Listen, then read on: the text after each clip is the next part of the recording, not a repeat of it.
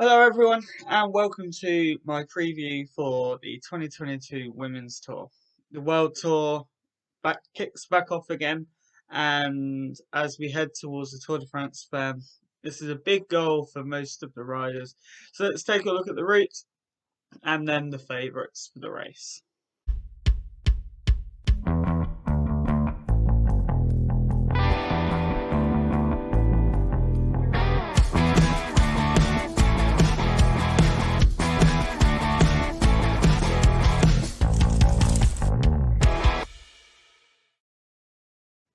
Kick things off with the route.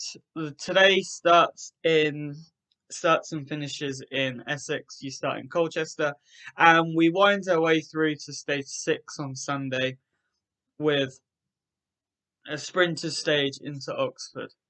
In between there, you've got couple of days in Wales, which will probably decide the GC.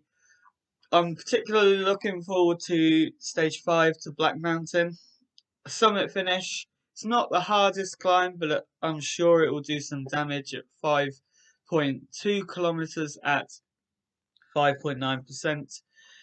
Also on that climb, you've got a beautifully brutal climb, 1.8 kilometers long at an average of 8%. But you've got about 600 meters at well over 12%, sorry, with a max of probably over that. And that is Croyben. Stage to Welshpool is a hilly affair as well. That'll be one for the attacking GC riders. So let's take a look at the favourites for the race right now.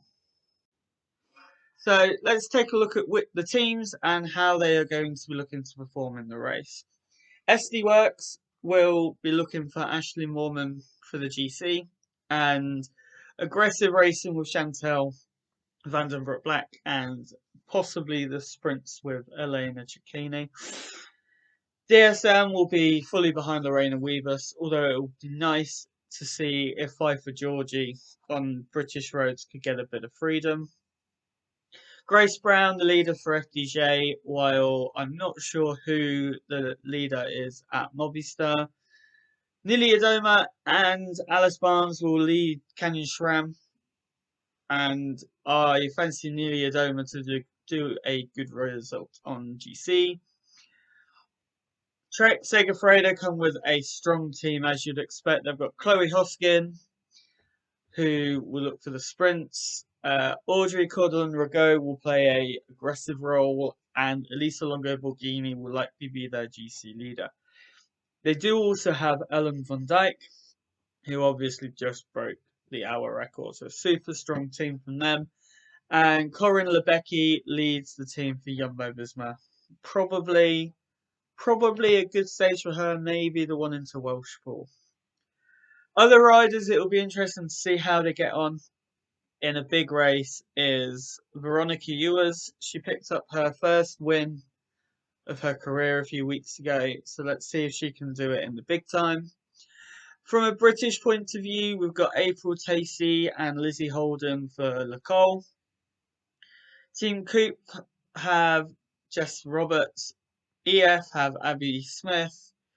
Cams have a few very talented young riders, including Sophie Lewis, Beth Moreau, and Eleanor Backstead is riding for Trek Segafredo. And finally, for Uno X, you have Joss Loudon. So there we have the favourites and the riders, what they'll be looking to do. I think my prediction to win the race is going to be Trek Segafredo's Alicia Longo Borghini. She's got the sprint, she can climb well as well. It's not the hardest route either, but it is I like the route. It's set up for aggressive racing, and I think the stage into Welshpool will suit her, and riding up Black Mountain will as well. I don't think it's hard enough for someone like Ashley Moorman or something like that. Thank you for watching the preview for the Women's Tour. Join me for the review of the Women's Tour after the race as we head in towards Le Tour de France femme. It's back!